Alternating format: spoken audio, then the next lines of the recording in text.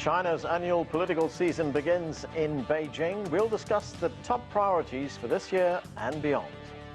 Hello, I'm Arnold Naidoo, and this is The Heat.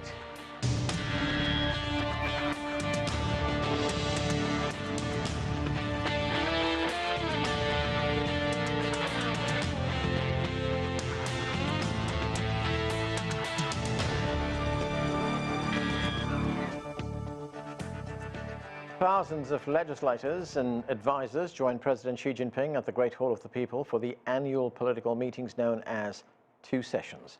The Chinese People's Political Consultative Conference, or CPPCC, opened on Friday, and China's top legislature, known as the National People's Congress, opens on Saturday. China's economy, trade, diplomacy, and the environment are expected to be part of the discussions.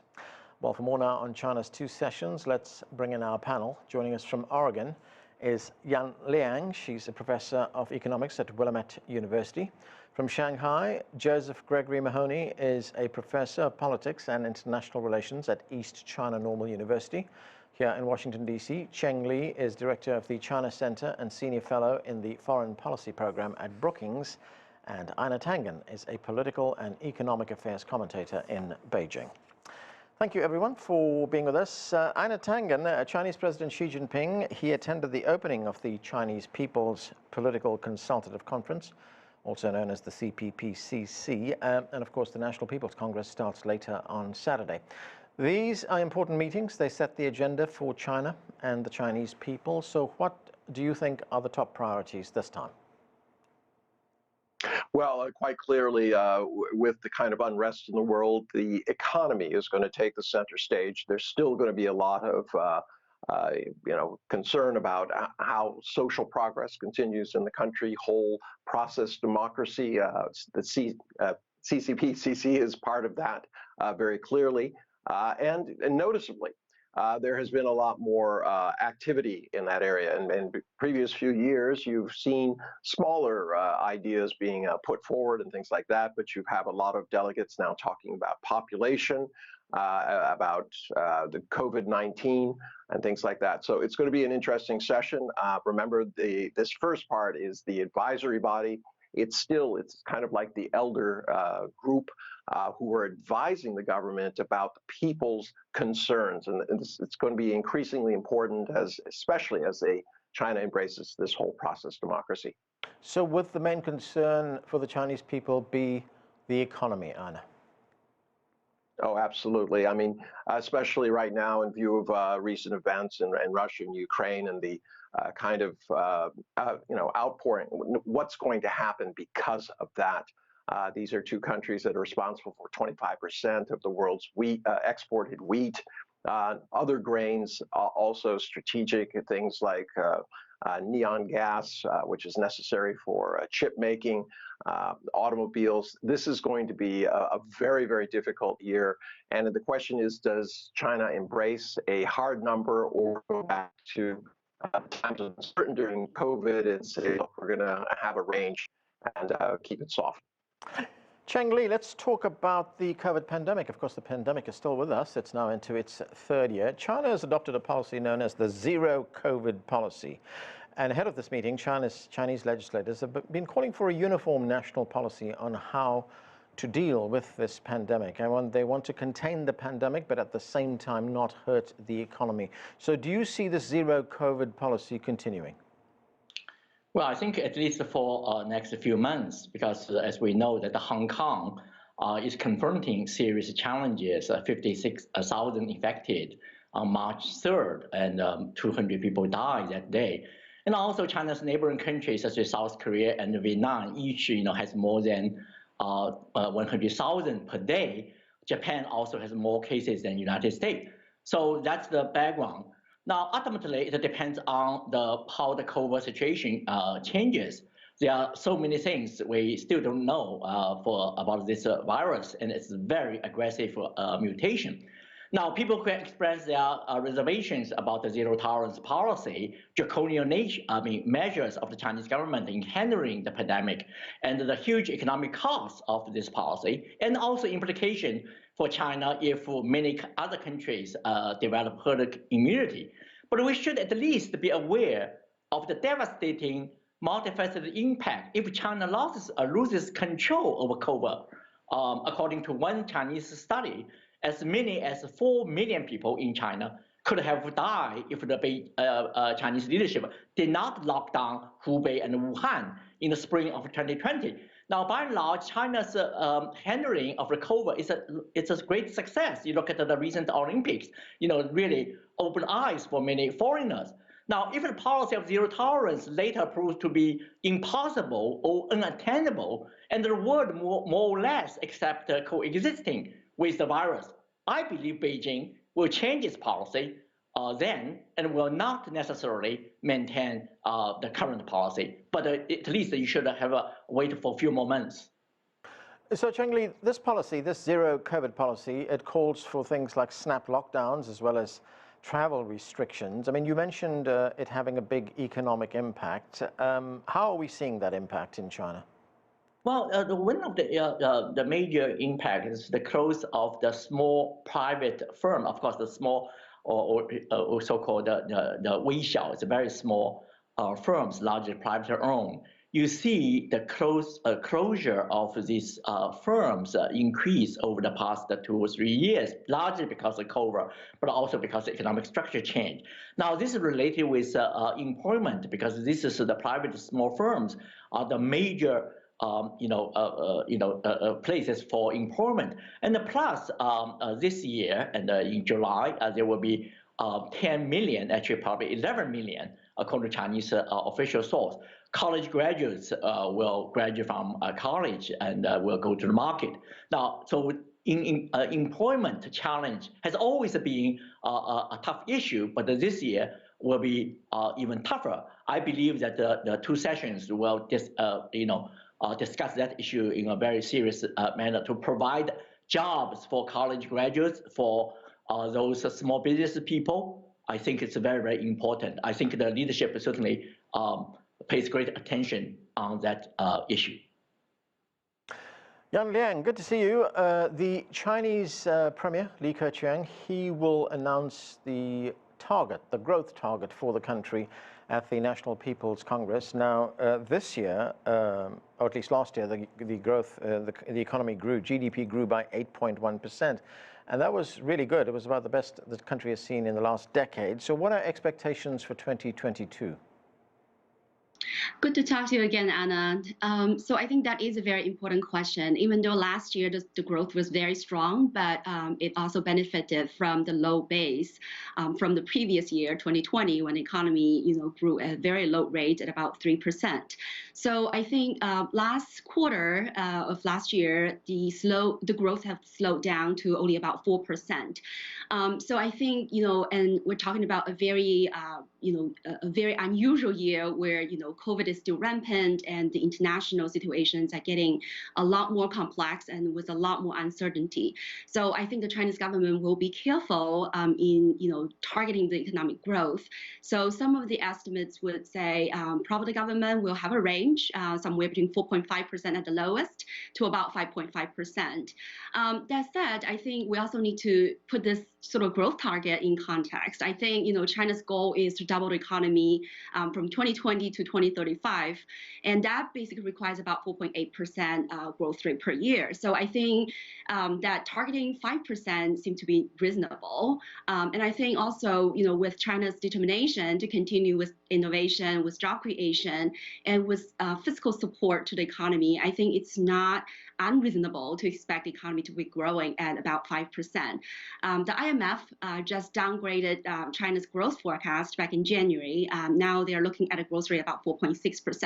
But again, for China, I think what is important is the long game, right? So the government has been talking about we need to have balanced, green, sustainable economy rather than trying to achieve high growth year by year.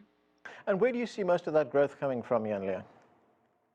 Well, I think for one, the innovation, right, that technological innovations and industrial production in the sort of high-tech industry, that remain a really important, I think, growth spot. And second, I think the government realized that, consumption is very important. So they have been talking about broaden consumption. So that could be done in many different ways. But one of the things I think, as the previous speaker talked about, that COVID had a really significant impact on consumption, especially consumption of services. But COVID also helped to stabilize supply chain. So I think what the government would do is to really implement, tax cuts, government spending, especially infrastructure, and the varieties of fiscal support, and trying to broaden, consumption and to upgrade supply chain and stabilize supply chain. So all these, I think, would be very important for China's growth. Joseph Gregory Mahoney, of course, these meetings focus on domestic issues, but as Ina told us at the beginning of the show, these gatherings are taking place right now when there's a war going on in Central Europe. These are very uncertain times. China has adopted a policy of non-interference in the internal affairs of other countries. But do you expect the war to be addressed during these meetings? I don't know to what extent it will be addressed explicitly, but implicitly it must be addressed in some form or fashion. We're talking about growth rates, for example. One of the results or consequences of the war is that we've seen the Chinese currency, the yuan, increasing in value, but at the same time we're seeing inflationary pressures globally, which is not only going to affect potentially growth rates, which will therefore be a topic of concern during the two sessions. It will affect broader concerns like common prosperity. But I do think that there is sort of an interesting opportunity and a growing one for China to perhaps take a more direct role in perhaps negotiating some sort of settlement. I think China has, by abstaining in the UN Security Council, by having close relations with both Ukraine and Russia, by having so much at stake because of what this conflict has unsettled globally, that we may see China as the one country in the world at this point that can reach out to both and perhaps bring some peace and or at least an end to the worst part of the hostilities that we're seeing.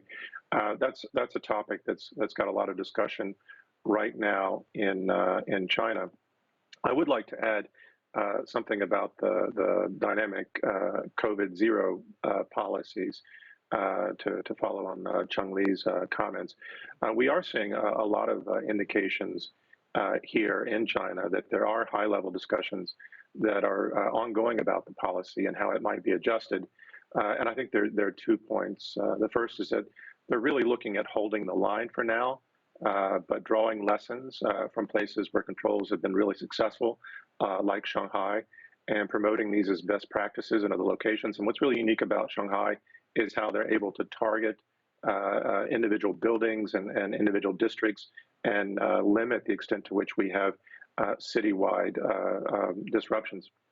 Second, they've also indicated in so many words that they're looking ahead to the spring and summer when new treatments will be available, when they've reached their vaccination rate goals, when we're past the Olympics and the Paralympics, when we're past the two sessions. And I think that's when they're suggesting we'll see some new adjustments made reflecting the dynamic part of the policy. And that word is really being emphasized now. It's no longer called just zero COVID. It's dynamic zero COVID. And I think that's what they want to signal as we go forward. Chung Lee, what are your thoughts on how the war in Central Europe could impact China? I mean, we live in a globalized world right now. We live in an interconnected world. So will it have a significant impact on China? Well, it's huge impact on China as the second largest economy. As your previous guest said, that China has strong ties with both Russia and the Ukraine. And also, this is related with economic and strategic with the Belt and Road Initiative. And also, to say the least, many Chinese students are currently in Ukraine. I mean, they are also in danger. Now, you see tremendous attention. I mean, I've never seen this kind of foreign policy issue that people watch so closely in China. And also, I never seen that the Chinese public, Chinese intellectual communities, Chinese economic elites and the political elites are all divided among each group on that issue, because it's presented a lot of complicities and a strategic challenge for China. Many Chinese are deeply concerned about whether or not the U.S. and the U.S.-led European allies and also Asian allies will adopt the same sanctions against China, especially some U.S. Politicians and the commentators continue to assert that the number one enemy for the United States is China. Of course, that view should be reviewed in the U.S. But with the toxic nature of American domestic politics, with the former Secretary of State Pompeo has a high-profile visit to Taiwan, I think the Chinese are very much alert all these things. To a certain extent, the economic sanction against China also going on for other issues, for Xinjiang and etc. But this will be a different game. It's much larger. You look at the way that the U.S. deal with Russia now. Also, that the Chinese are really, in ways, shocked, because Deng Xiaoping always said, and other leaders always said, that the peace and development are the theme of the era. But now apparently certainly change. You see the international disorder. Now, people will not be so naive, think this will be the last war. And also, nuclear war may not be so remote. So it's a very troubling period for many parts of the world, not to mention about the Ukraine people and also countries involved, but also deeply affected China. So how China respond, as the previous guest said, China has some leverage, China has some influence, because China is well positioned to serve as a peace dealer. But on the other hand, there's tremendous criticism of China. Some criticism are completely groundless, and some may have some validity. But again, I think that this is a strategic challenge. I hope that Chinese Beijing will certainly understand what's the best interest for China. Because Chinese leaders talk about the peace and also common destiny. So this is a test. I think that China, I hope that we pass the test and continue to emerge as a positive force in the international communities. Anna Tangen, talking about sanctions, President Putin of Russia, he was in Beijing, of course, at the beginning of the Winter Olympic Games. He had discussions with President Xi Jinping. They actually signed an agreement, a gas deal that's worth $117 billion. Looking at the sanctions that the United States and its allies and some other countries are trying to impose on Russia right now, how significant is that gas deal for both China and Russia? Well, obviously, Putin is turning his back mostly on Europe. They still need his energy. But quite frankly, I mean, going forward, it's clear that Russia is going to get closer to China. China has the even larger thirst for energy, fuel, and it also needs a stable partner. They don't want to rely on anything that can be influenced by the U.S., and they're more concerned about Europe. And that's the broader issue on the international scale. It's just not just Putin. It is how does China balance its relationships? They're very concerned about what's happening in Europe and obviously in the U.S. with the America Competes Act. This seems to be more kind of fence building, wall building that is being done. And there's a concern that, China's closeness to Russia will be tarred by it. I think it's a political minefield for China to just, say, look, we'll settle this, because the U.S. and Europe will automatically jump on and say that China is hardly a, dispassionate viewer, that they've supported China. And this could be very, very difficult. I think it's going to have to be a situation where things on the ground are figured out, and then there's going to have to be some sort of resolution. I do think that at this time, the only sensible one is to create a zone of, some sort of zone that says no one is involved, either NATO or Russia. That would include Ukraine, the rest of the previous Soviet bloc countries, and perhaps some issues by NATO pulling weapons out of existing NATO allies who were part of the Soviet bloc. This would be space-saving for both sides. But if they continue with these kind of partial things, these partial solutions that they've had in the past that haven't worked. You're just seeing a deteriorating situation. And unfortunately, that is bad for China. China really is standing right now for peace and development. They do not want any kind of conflict. And it's been very, very tough on Beijing to see this kind of unfolding out there because of its belief that there should be non-interference in the affairs of other countries. Yan Liang, of course, with this war in Central Europe right now and all the uncertainty that comes with it, we are seeing skyrocketing gas prices right now. And of course, we are still experiencing supply chain issues. How will the crisis in Ukraine impact global growth and, of course, the supply chain? Right. So obviously, I think this is going to be very disruptive for the global economy. So yes, Russia is the main energy exporter, and also Ukraine is one of the biggest, I think, grain producer and exporter.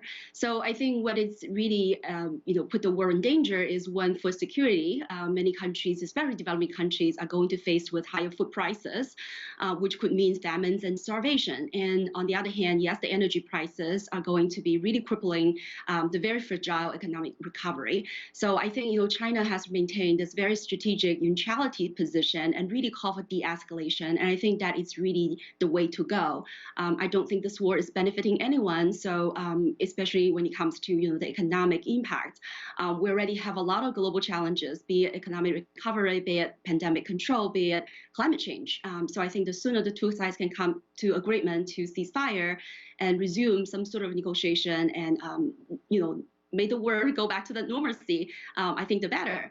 And again, I think China's position here is very delicate. I agree with the previous speaker, right? I think in principle, China is really advocating sovereignty and non-interference, and there's also a lot of economics at stake.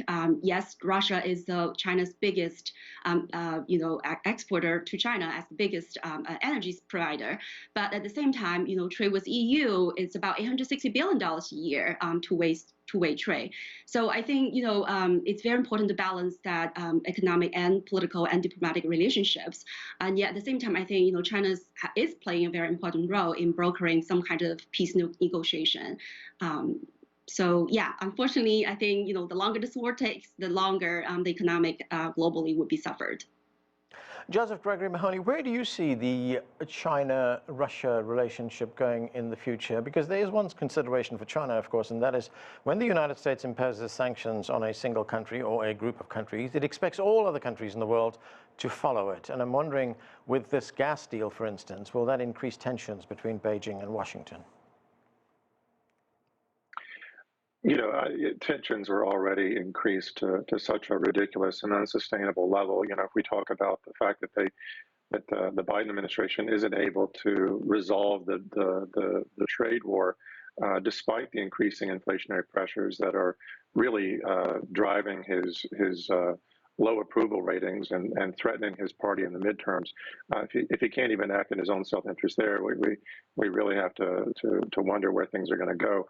I think the key to remember about what's happening in Ukraine is, there are, because we get this image from global media that everyone hates Russia except China, and that everyone supports the sanctions regime except China, but that's not the case. India doesn't support it, Indonesia, Brazil, South Africa, the UAE, many others. And they don't support it for a couple of reasons. One, because they understand that the economic damage, but secondly, because they're friends with Russia, and they also know that this is a level of economic warfare that we haven't seen before. One that doesn't seem just to be aimed at dissuading Russia's aggression in Ukraine, but perhaps even destroying Russia. And I think that strikes a lot of people as excessive, but also dangerous. Russia is still a major power. It's still a nuclear power. It's certainly a nuclear power with global reach, but tremendous.